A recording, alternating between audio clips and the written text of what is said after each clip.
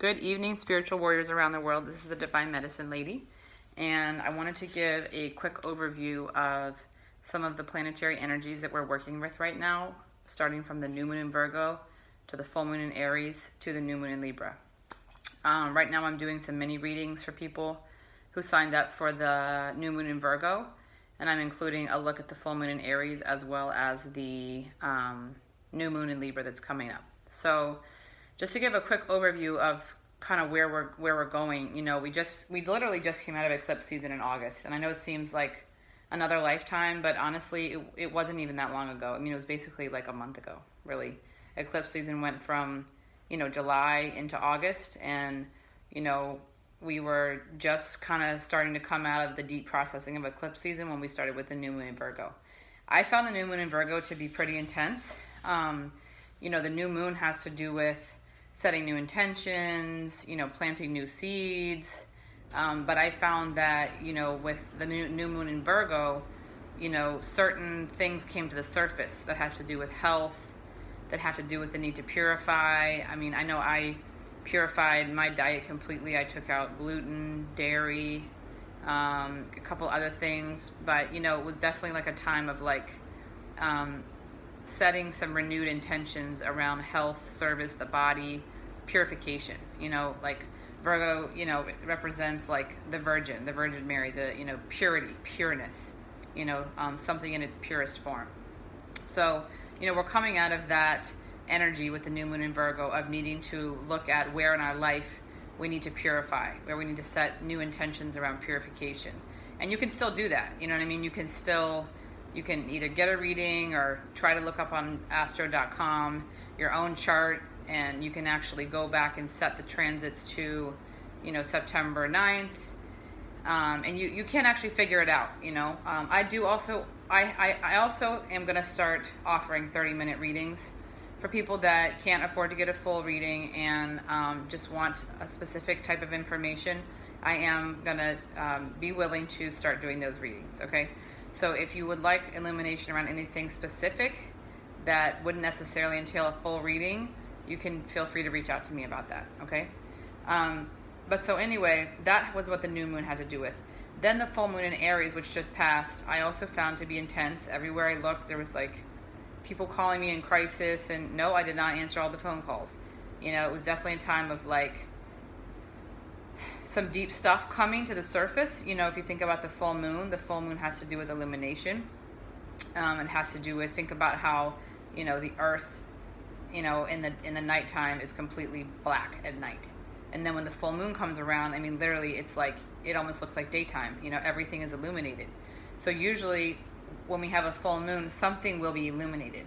And with the full moon in Aries, there's a chance that what's going to be illuminated could be painful.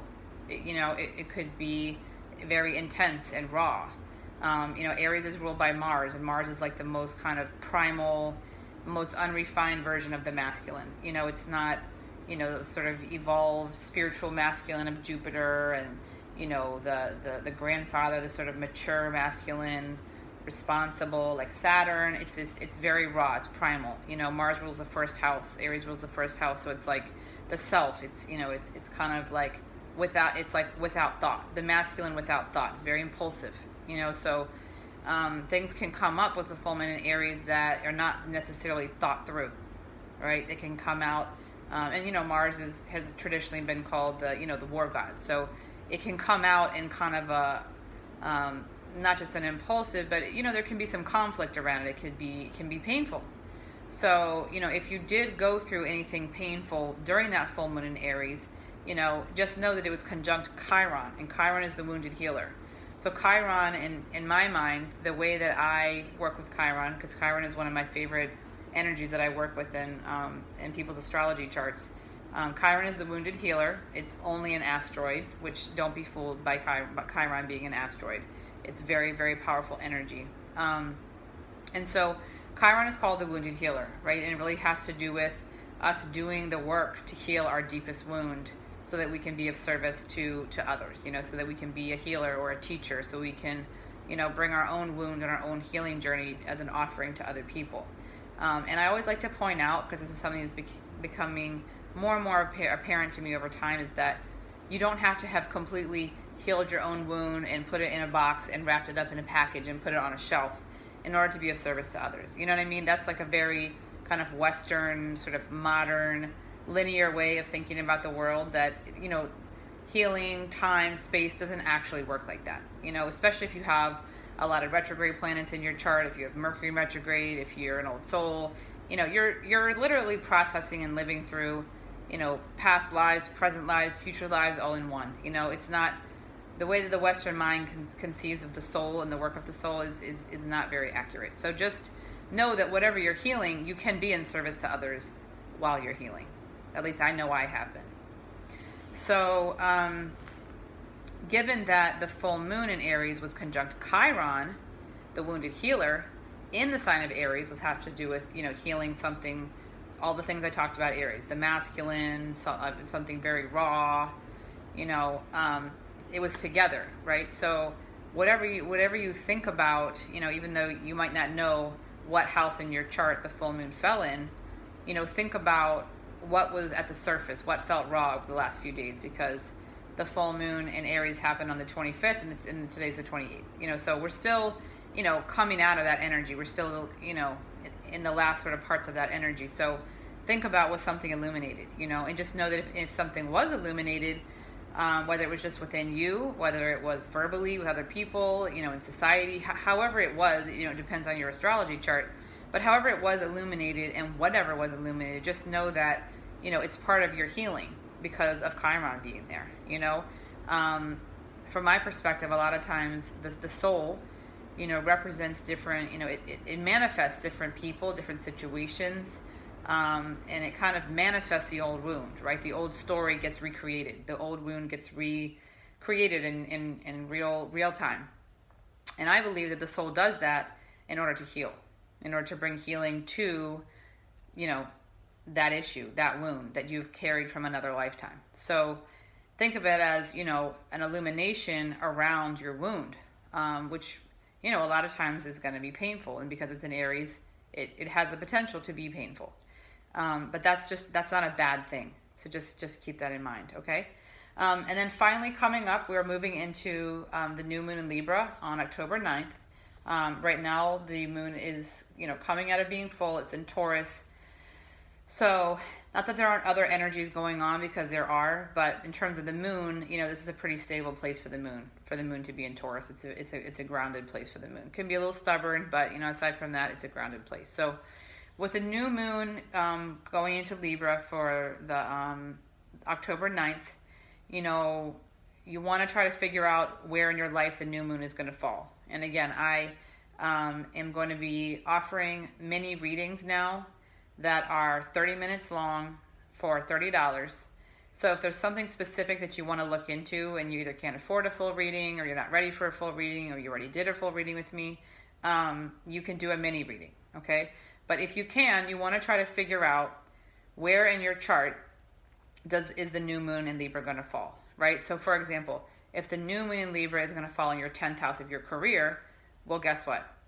You want to be thinking and journaling and meditating, you know, and setting intentions around how can you have a new beginning in your career in terms of bringing in more peace, more diplomacy, more harmony, you know, more partnership, all the things that have to do with Libra. You know, Venus rules Taurus and Libra, but Libra represents that aspect of Venus, you know, the beauty, the harmony, you know, the diplomacy, you know, that part of the sweetness of life, you know, is ruled by Libra. So, you know, it just depends on what part of your astrology chart the new moon in Libra is going to fall in. You know, there's the 12 houses, and I gave the example of the 10th house. So if the new moon is transiting your 10th house, that means that new moon energy, that kind of focused energy, that Libra energy around starting something new or setting new intentions, planting new seeds, it has to do with your career, you know. So that's just kind of one example of how it would work, okay?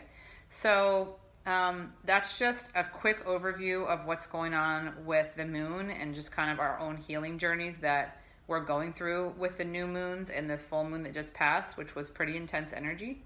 So I will be doing a whole nother set of mini readings for the new moon in Libra. So I will be advertising that in the next couple of days.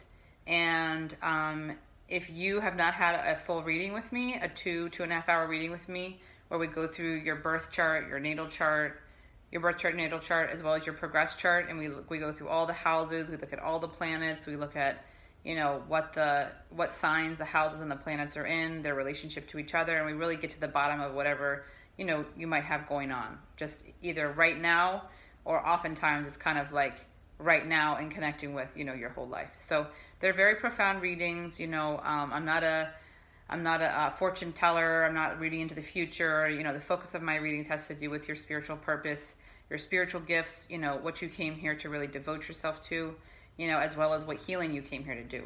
And I also really try to help people see that with the planets, you have certain opportunities that are going to be coming your way, as well as certain things that, you know, really could be obstacles and could be challenging that you want to know about, so you can really handle them with as much grace as you can. All right? So that's about it. You can message me on Facebook or Instagram if you want to set up a reading.